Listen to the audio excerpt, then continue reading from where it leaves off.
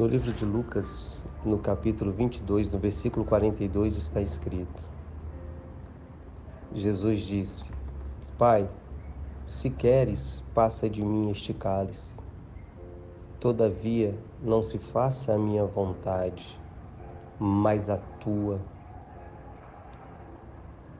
Jesus estava pedindo para Deus, se possível, passar o cálice dele,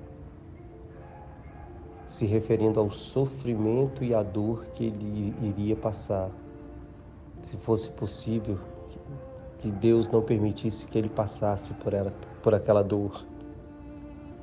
E em cima desse versículo eu quero contar um pouco do meu testemunho. O dia em que recebi a notícia mais aguardada da minha vida. O dia que minha esposa me disse que seria pai de uma menina. Apesar de eu já ter um filho. E esse dia foi um dos dias mais emocionantes que já vivi.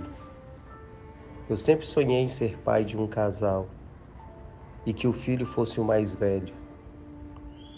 E neste dia, Deus estava realizando o meu sonho. Só que alguns meses depois, esse sonho viria a se tornar um grande pesadelo. Por quê? Meses depois daquele dia, eu recebi o diagnóstico que minha filha, tão desejada, seria portadora de síndrome de Down. Foi uma desilusão desesperadora. Afinal, todos nós idealizamos filhos com padrões que atendam às exigências desse mundo. Ninguém está preparado para ser pai ou mãe de uma criança com alguma necessidade especial. E quando minha esposa me disse que ela seria portadora de síndrome de Down,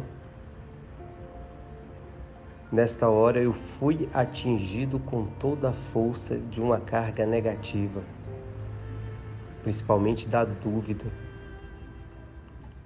E aí não poderia faltar aquela indagação, né? Por que Deus?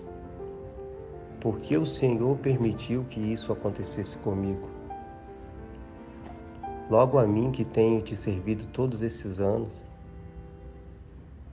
E eu fiquei revoltado e não aceitei aquela condição.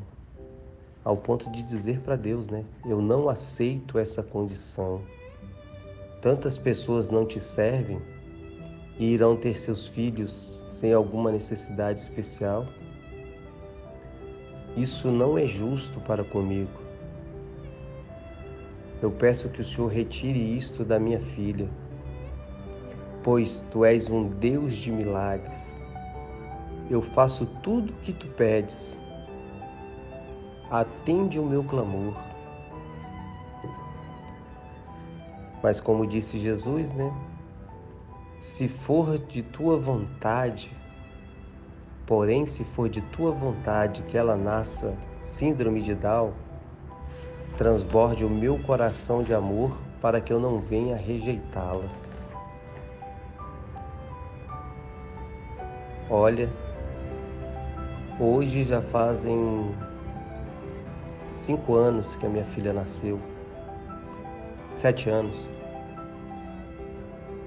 Mas alguns meses após o nascimento dela, alguns anos após o nascimento dela,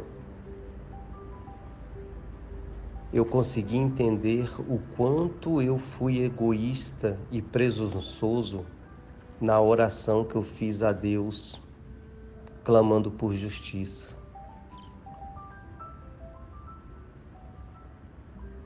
O quanto eu fui prepotente ou cego na minha fé, achar que eu deveria cobrar alguma coisa de Deus só porque cumpria algumas obrigações ritualísticas e religiosas. E por causa dessas obrigações de frequentar a igreja, dar dízimos, dar ofertas, evangelizar, Eu achava que eu tinha algum direito de cobrar algo de Deus. Mas hoje dou graças ao nosso Senhor e Deus, dou graças ao nosso Deus e ao nosso Senhor que nos enviou o Espírito Santo. E Ele intercedeu por nós diante da oração. E o Espírito Santo intercede, Ele filtra aquilo que é ignorância espiritual da nossa parte. O Espírito Santo não deixa chegar aos ouvidos de Deus. Porque na ignorância não sabemos orar como convém.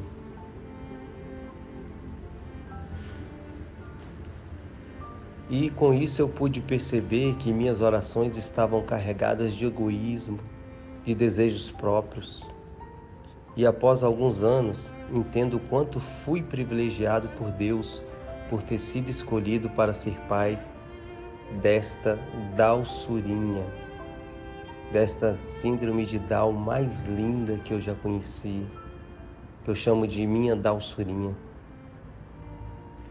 E sei que ainda teremos muitas batalhas e lutas pela frente, muitos preconceitos e barreiras a serem enfrentadas, mas com fé e perseverança passaremos por todas as barreiras.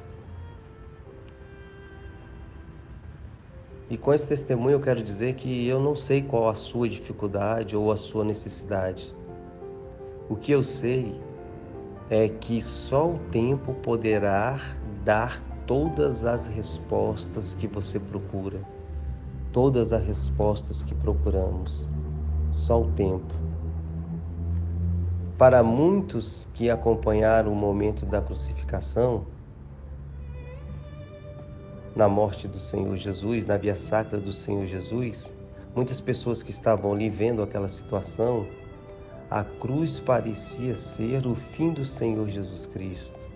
Aquele calvário, aquele martírio, poderia ter sido a destruição dele, e é assim que muitos ali interpretavam. Mas o que eles não sabiam e nem conseguiam compreender era que a cruz se tornaria o início de uma nova grande história. E se estamos passando por dificuldades, essa dificuldade não é o fim, ela é o início de uma nova história em nossas vidas. Portanto, devemos levantar a nossa cruz, seguirmos em frente, para a honra e para a glória do Senhor Jesus e Salvador nosso. No livro de Marcos, no capítulo 8, no versículo 34, Jesus diz, chamando a multidão para si, e diz para os seus discípulos: se alguém quiser vir após mim, negue-se a si mesmo, tome a sua cruz e siga-me. Tome a sua cruz e siga-me.